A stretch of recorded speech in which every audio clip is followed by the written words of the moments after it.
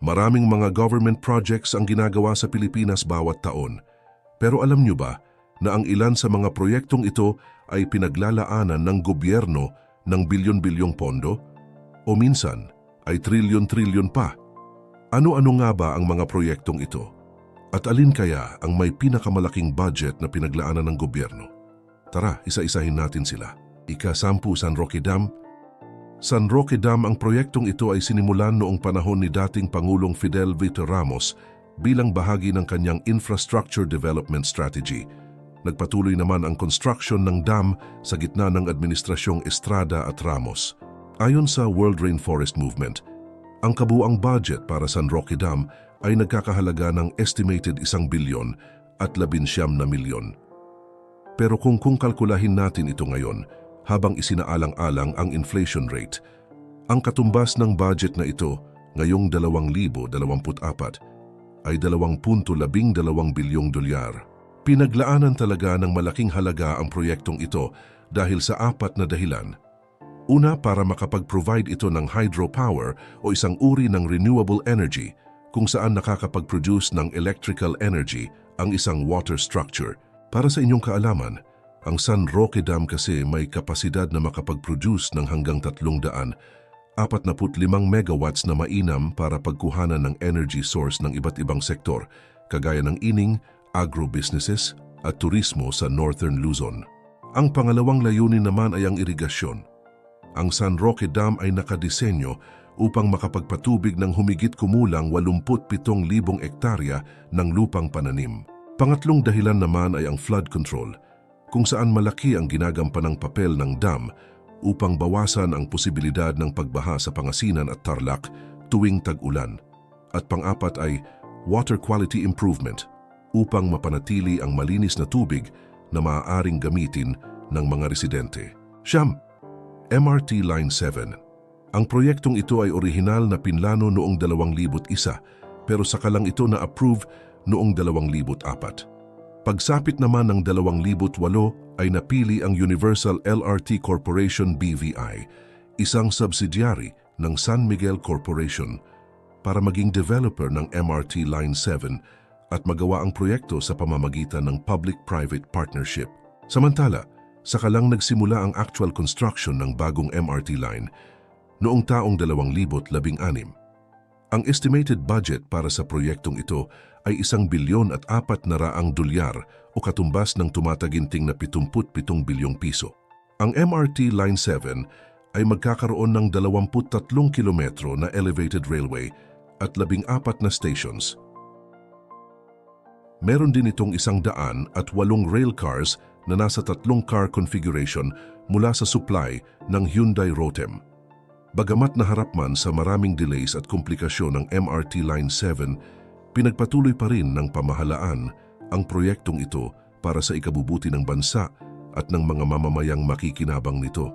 Sa katunayan, nitong Abril 2024 lang ay naitalang 69.86% na ang overall progress ng Line 7 at ang unang 12 stations ay napipintong magbubukas sa mga pasahero sa Disyembre 2025, habang ang ika-13 estasyon naman ay magiging operasyonal sa susunod na taon.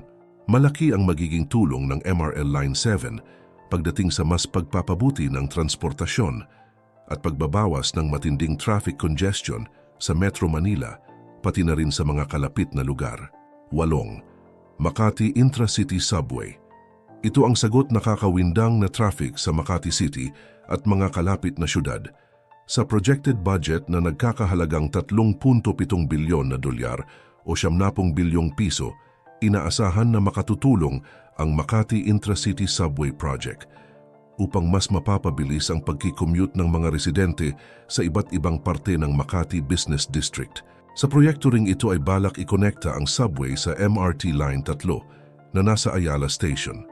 Kukonekta rin ito sa Pasig River Ferry Service, Guadalupe MRT Station at Metro Manila Subway para mas ma-improve ang connectivity ng syudad ng Makati at ng iba pang parte ng Metro Manila.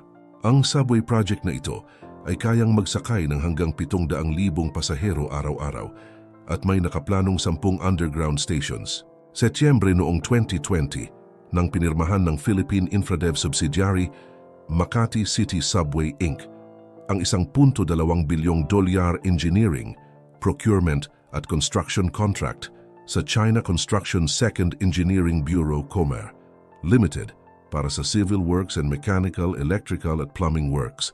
Di kalaunan ay lumubo sa 3.7 bilyon ang naging projected total cost ng proyektong ito, na noong una ay inaaasahang matatapos sa 2025. Pero dahil sa ibang komplikasyon, dulot ng overlapping jurisdiction sa construction, umusog sa 2029 ang inaasahang completion ng Makati Intra-City Subway Project. Pitong, Bataan-Cavite Interlink Bridge. Ang Bataan-Cavite Interlink Bridge o kilala rin sa tawag na Manila Bay Bridge ay isang government project na magkakonekta sa mga probinsya ng Bataan at Cavite. Ang estimated cost ng project na ito ay pumapalo sa 3.1 bilyong dolyar, na 218.16 bilyon naman ang katumbas sa Philippine peso. Nakuha ang 2.1 bilyong dolyar na pondo mula sa Asian Development Bank. 1 bilyon at 14 milyon dolyar naman ang galing sa Asian Infrastructure Investment Bank at 664.233 dolyar mula mismo sa national government ng Pilipinas. Ang North Channel Bridge ay may haba na 400 metro at clearance na 40.5 metro, habang ang South Channel Bridge naman ay umaabot sa 900 metro at clearance na 72.3 metro. Nakadisenyo ang tulay para maging climate resilient. Meron din itong nakakabit na energy-efficient streetlights at bridge alert systems. Sa tulong ng proyektong ito ay mababawasan ang dating travel time na mahigit 5 oras at magiging 45 minuto na lang. Inaasahang matatapos ang construction nito sa 2029. 6. North-South Commuter Railway. Ito ay isang mega railway project na binubuo ng 3 phases. Una ay ang PNR Clark Phase 1, Tutuban, Malolos, na may habang 37.6 na kilometro at tumatakbo mula sa Tutuban, Maynila hanggang Malolos, Bulacan. Meron itong nakaplanong 10 istasyon at ang goal nito ay bawasan ang travel time mula sa Tutuban papuntang Malolos. Ang dating 1 oras at 30 minuto na biyahe ay maaaring maging 30 minuto na lang sa oras na maging operational ang PNR Clark Phase 1. Ang second phase naman ay ang NR Clark Phase 2 Malolos Clark na may habang 53 kilometro na kumokonekta sa Malolos City, Bulacan, papunta sa Clark International Airport ng Pampanga. Ito ang magiging kauna-unahang airport railway express service sa bansa na maaaring putulin ang dating 2 oras na biyahe para maging 30 minuto o 35 minuto na lang. At syempre ang pangatlong phase naman ay ang PNR Calamba, Solis, Calamba, na umabot sa 56 na kilometro at tumatakbo mula sa Solis Street, Tondo, Manila papunta sa Calamba, Manila. Layunin nitong paikliin ang dating 4 na oras na biyahe at gawin na lang 1 oras. Ang phase na ito ay magiging susi para makonekta ang Metro Manila sa Southern Luzon at i-enhance ang accessibility sa Calabarzon region. Ang total estimated cost ng project na ito ay 4.3 bilyong dolyar o 873 bilyon 200 at 62 milyong piso na pinupundohan ng Japan International Cooperation Agency at Asian Development Bank. Ang North-South Commuter Railway ay magkakaroon ng kabuuang 37 istasyon na sakop ng 28 bayan sa loob ng mga rehiyon sa Central Luzon, Metro Manila at Calabarzon. Inaasahan na matatapos ito pagdating ng taong 2028. Panglima, Metro Manila Subway. Ang Metro Manila Subway ay isang major infrastructure project na currently under construction sa Metro Manila, Philippines. Gaya ng Makati Intra-City Subway, isa rin itong underground rapid transit system na merong 17 planned underground stations at projected daily ridership na umaabot sa 370,000 katao at design capacity na kayang magsakay ng hanggang sa 1,500,000 milyong pasahero bawat araw. Ang subway ay ikonekta sa LRT Line 1, MRT Line 3, MRT Line 7, PNR Metro Commuter Line, Makati Intra-City Subway at MRT Line 4. Nagsimula ang groundbreaking ng proyektong ito noong Pebrero 27, 2375, 2019 at December 2019 naman naganap ang actual construction. Ang budget para sa proyektong ito, umabot lang naman ng 7.06 bilyong dolyar o katumbas ng 355.6 bilyong piso. Ang pangunahing ng funding source na sumusuporta sa proyektong ito ay ang loan mula sa Japan International Cooperation Agency o JICA. Ayon sa Department of Transportation o DOTR, ang Metro Manila Subway Project ay maaari nang matapos at mag-operate pagsapit ng 2029. 4. Malampaya Gas Field. Ang Malampaya Gas Field ay isang natural gas and condensate reservoir na nakatayo sa Palawan Island. Meron itong lalim na umaabot sa 820 metro at 80 kilometro naman ang layo nito mula sa coast ng Palawan. Meron din itong 504 kilometro na underwater pipeline na nagtitransport ng gas sa isang onshore processing facility sa Batangas. Ang proyektong ito ay unang ikinumisyon noong Disyembre 2001 at nagsimula naman ang commercial production noong Enero 2002. Nagkakahalaga ang kabuang 200,100 piso, budget ng 4.5 bilyong dolyar. At kung isinasaalang-alang ulit ang inflation rate, ang katumbas nitong halaga ngayong taong 2024 ay 7.9 bilyong dolyar o mahigit kumulang 449 bilyong piso. Meron itong proven reserve na 2.7 trilyong kubikong talampakan bawat araw ng natural gas na talaga namang malaki ang naging kontribusyon pagdating sa energy supply ng Pilipinas. Ang Malampaya Gas Field ay responsible sa 20% ng electricity requirements sa Luzon, ang pinakamalaki sa buong Pilipinas. Nakapagbigay ito ng revenue na umaabot sa 12 bilyong dolyar simula nang mapakinabangan ang gas field na ito. Inaasahan na makakapag-generate pa ang gas field ng karagdagang 8 bilyong dolyar hanggang 10 bilyong dolyar sa hinaharap. 3. Bataan Nuclear Power Plant. Isa na ata sa pinakakontrobersyal na proyektong naging inisyatibo ng gobyerno ay ang Bataan Nuclear Power Plant. Unang umusbong ang ideya ng pagtatayo ng isang nuclear power plant sa bansa noong 1970 dahil sa kasagsagan ng oil crisis. Kaya naman tila naging isang magandang hakbang ang pag-i-invest ng Pilipinas sa isang nuclear power project para makatulong na magkaroon ng bansa ng sustainable energy source bukod sa petrolyo. Noong 1973 ay inanunsyo ng dating Pangulong Ferdinand Marcos Sr. ang desisyon niyang magtayo ng isang nuclear power plant sa Bataan. Nagsimula ang construction noong 1976 at tinatayang umabot ang estimated construction cost ng 2.3 bilyon na kung kakwentahin sa kasalukuyan ay katumbas na ng 16 at 273 bilyon dollars. Noong 1984 at nakumpleto ang proyekto. Pero sa kasamaang palad ay hindi ito nagawang pakinabangan ng bansa. Isa sa malaking dahilan ay ang pagkabahala ng masa dahil sa nangyaring Chernobyl disaster noong 1986 na tinaguri ang pinakamalalang nuclear accident sa kasaysayan.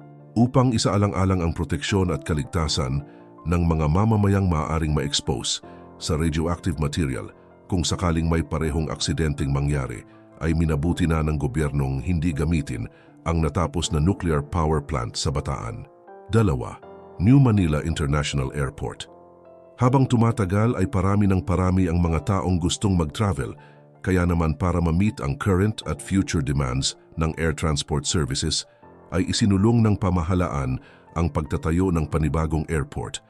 Ito ang New Manila International Airport o NMIA na binubuo ng 2,500 ektarya ng lupain at matatagpuan sa Bulacan, Bulacan.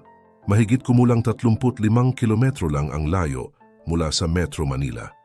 Ang estimated cost of construction ng project na ito ay $12 at 57 sentimo bilyon o 735 bilyong piso.